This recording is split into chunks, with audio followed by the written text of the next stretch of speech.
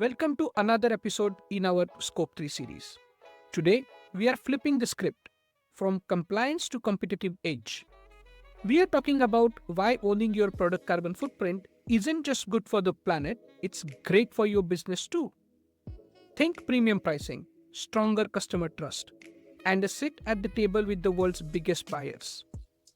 Let's dive into a series of quick questions to unpack the real business case behind product carbon footprints for the suppliers who are ready to lead, not follow.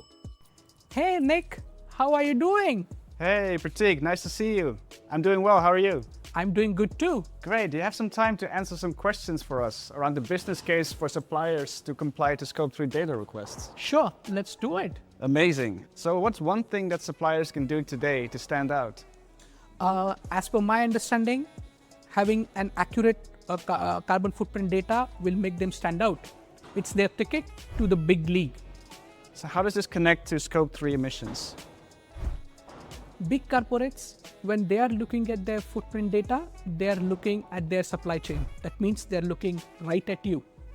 So what is Scope 3 anyway? Yeah, these are the indirect emissions arising from the product development and manufacturing at their site. From our experience, what we have seen, most of it comes from the suppliers like you. So why is Scope 3 such a hot topic right now? Finally, big corporates are being mandated to reveal what's happening beyond their four walls and report the accurate carbon numbers. And as part of it, you are the part of the game. So didn't CSRD get delayed recently? Yes, but for big corporates, it is still mandatory to report their numbers. Consequently, you are part of the reporting too.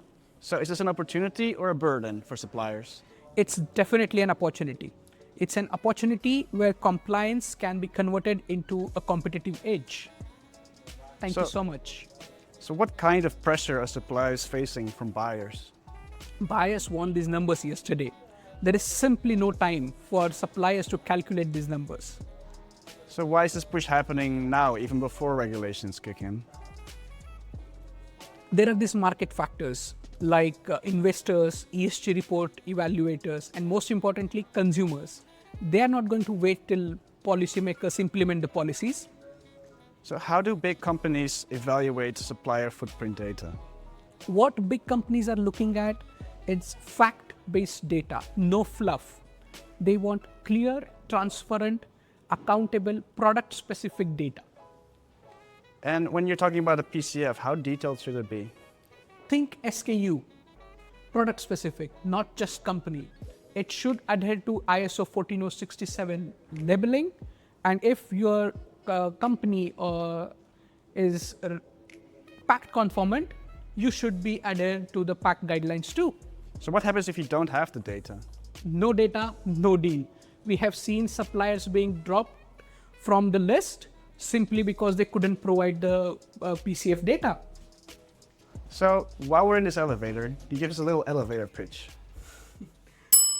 For me, PCF is just not another number you tick off your list. It's a compliance which you can convert into a competitive edge. With PCF, greenwashing is out, fact-based data is in. When you calculate your product carbon footprint data and provide it to your customers, you became part of your customer sustainability journey.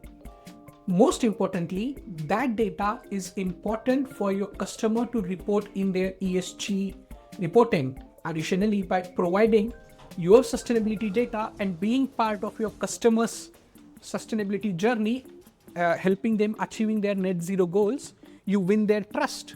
And trust is everything when you want to be in their supply chain.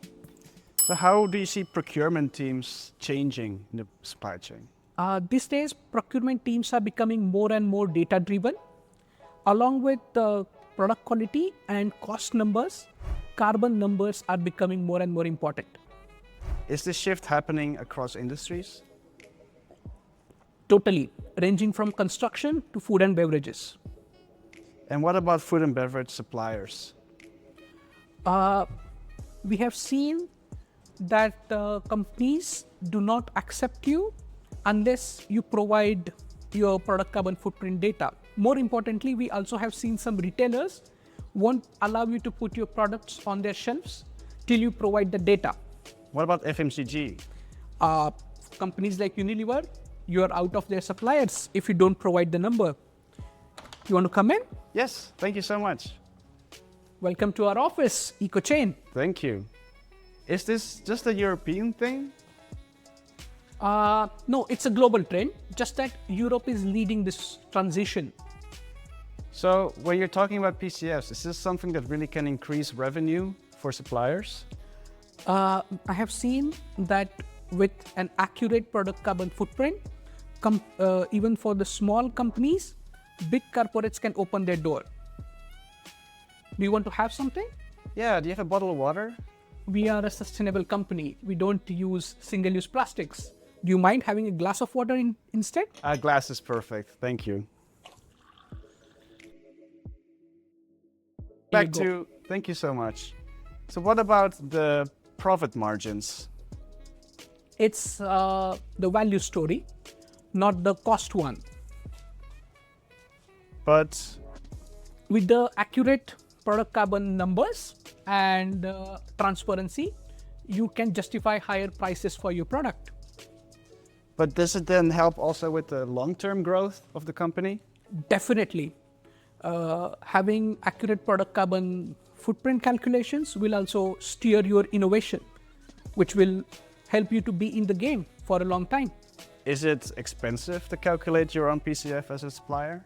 Definitely not as expensive as losing your next deal. Can I just hire a consultant for this? Yes, you can, but then you lose out on the control of your data. More importantly, increased cost, especially when you scale up. And what is the risk in outsourcing your footprint? It's like outsourcing your intelligence, you know. You have no idea how your data being used by your consultant. So what is then the upside of doing it in-house? You own the data, you own the narrative, and you can move faster. Is owning the data really that important? Yes, totally. When you own the data, you know exactly what insights are, and you can move faster, as well as you can provide your product carbon footprints when your customers are asking for it. What if I'm only a small supplier? Does it still matter? When it comes to product carbon footprint assessment, size doesn't matter. We have seen that with a solid PCF or LCA, even your innovations can shine at the big corporates. So one final reason to start owning your PCF today. What we have seen that early movers are already winning.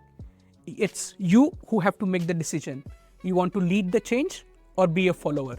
Now, please let me work, guys.